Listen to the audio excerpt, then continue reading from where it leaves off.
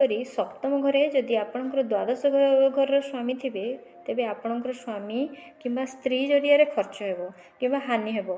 ବେଳେବେଳେ ଆପଣଙ୍କର business partner ମାଧ୍ୟମରେ ଆପଣଙ୍କର ଖର୍ଚ୍ଚ ହେବ।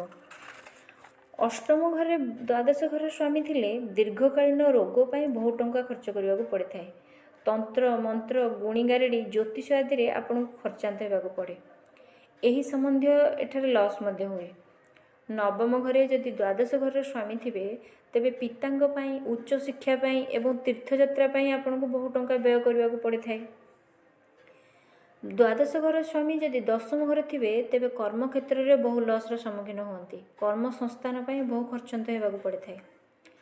ଏକାଦଶ ଘରେ ଯଦି ଦ୍ୱାଦଶ ଘରର ସ୍ୱାମୀ ଥିବେ ତେବେ ବାହାର ଲୋକଙ୍କ ପାଇଁ ସାମାଜିକ କାର୍ଯ୍ୟକଳାପ ପାଇଁ କିମ୍ବା ବିଭିନ୍ନ ପ୍ରକାର NGO ସଂସ୍ଥା ଏବଂ ସାଙ୍ଗସାଥୀଙ୍କ ପାଇଁ ଲସ୍ ସହିବାକୁ ପଡ଼ିଥାଏ। ଏହି ସମ୍ବନ୍ଧୀୟ ସେମାନଙ୍କ ପାଇଁ ମଧ୍ୟ ଖର୍ଚ୍ଚ କରିବାକୁ ପଡ଼ିଥାଏ। ଦ୍ୱାଦଶ ଘରର ସ୍ୱାମୀ ଯଦି ଦ୍ୱାଦଶ ଘରେ ବସିଥାନ୍ତି ଏହା ଏକ ରାଜଯୋଗ ହୋଇଥାଏ।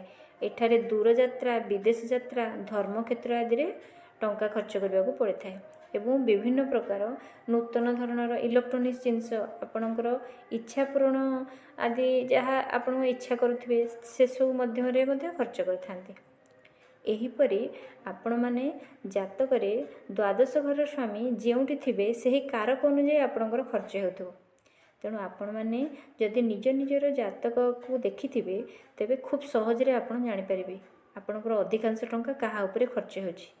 କିନ୍ତୁ ସର୍ତ୍ତ ଏତିକି ଯେ ଦ୍ୱାଦଶ ଘରର ସ୍ୱାମୀ ସେହି ଘରଠାରୁ ବଳବାନ ଥିବେ।